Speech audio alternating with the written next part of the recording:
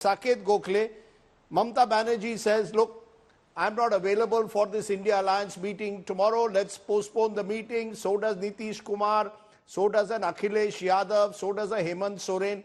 It appears that the opposition allies now are telling the Congress, look, don't take us for granted. Get your act together first, then we'll talk. Thanks, Mr. Sardesai. Look, I mean, it's a given when you're in an alliance that everybody, there's no first among equals. Everyone is an equal. So that was the genesis of this alliance as well. And I don't think that there is any party, including the Congress, that has thought that, oh, we are greater than the others, etc., etc.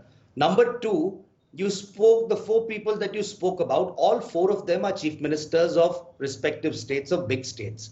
Now, if on the third, a meeting is planned for the 6th, you must appreciate that, it's not an intentional sign of, snubbing someone or whatever. It is impossible for chief ministers to travel to Delhi suddenly for a summit on a notice of 3 days.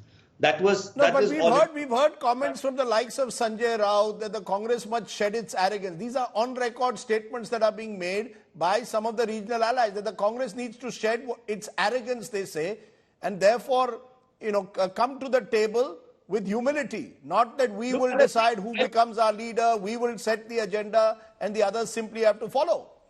No, I'll agree on that point with you. See, the issue is not so much with the central leadership, because they have been with the India Alliance, be it, Mrs. Gandhi, Mr. Kharge, right from day one, they've been working together with the alliance. I think the arrogance problem stems from Congress's apparent lack of control on a lot of its state units. We've been seeing that in West Bengal. We're seeing that in Kerala. We saw it in Madhya Pradesh, what a particular leader said about another India leader. So I think the issue, as Ambassador Verma was rightly saying somewhere, is organization. You need to have control over our organization. In a lot of our parties, it's very clear. The message is straight. The narrative is straight. Everyone knows who is in charge. But what is the narrative? You see, that's the question. What is the narrative now going to be of the India Alliance? You've got less than 3 months. It's possible Prime Minister Modi could even announce elections straight after the Ram Mandir inauguration on the 22nd of January. What is the narrative? You should be ready by now, surely, with your narrative. What is your narrative? Our narrative very simply is this. It is an alliance of different parties that are leaders in different states. Our narrative in West Bengal is very clear. Mr. Modi can hold the election next week if he wants. We are coming back with a much higher number of seats than even we got the last time.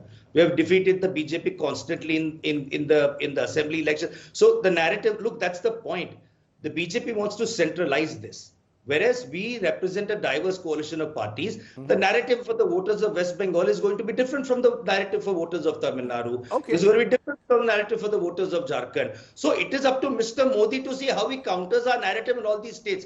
We're not going to help him out by giving a united national narrative. You're saying it's about diversity versus Mr. Modi, according to you, centralizing politics. You all represent diversity. But Mohan Kumar Amangalam, look at what diversity does. And I'll play that, just today, one of the Tamil Nadu MPs, Senthil Kumar, has said there's a division, the elections have shown a division between the South Indian states and the so-called Gaumutra states. Now, this has led to much anger. Earlier, there was the Sanatan Dharma statement made by your leader, your ally of the DMK, Udayanidhi Stalin. All of this seems to suggest that mixed signals go out. I come back to it. After this defeat in the Hindi heartland, it appears that the Congress is largely focused, or the India Alliance is stronger outside that Hindi heartland, in the south, in the east. How are you going to have a united narrative? What is that narrative beyond anti-Modism? So Rajdeep ji, first let me respond to a number of things that were said by Pawan Verma ji as well as Sanjay Shah, my good friend. First, let me say that, in his book, Breakout Nations, Ruchir Sharma over the last 50 years took a painstakingly number of data points to show that coalition governments have actually fared better than single majority governments across all of the developing world. I'd encourage Mr. Verma to read it as well, because he said that nobody wants a hodgepodge of coalitions. Second, how could it be that we defeated BJP in Himachal, in Karnataka, and an extremely strong regional formation of BRS in Telangana if we don't have cadre anywhere and if our party is basically a diminished force than what it was before. Third, I would say that the narrative for 2024, I agree with you. I'm not sure I'm on the same page with my friend Saket here. I think we will have a common minimum agenda.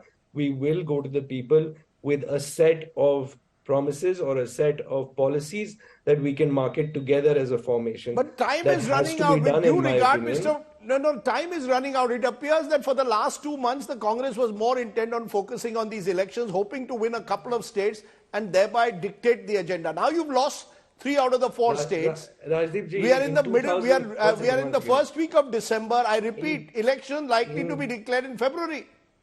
You've got just a couple of months. I'm sure Mr. Modi remembers what happened in 2003 and he won't make that mistake, but he might, just given the kind of statements he's been making over the last couple of days. If you remember what happened in 2003, this is exactly what happened.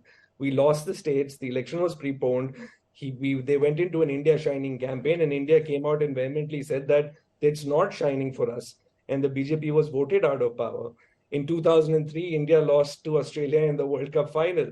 And in 2003, a young leader from Andhra called Y.S. Rajsekhar Reddy started his 60-day Padayatra and brought Congress back to power in Andhra Pradesh.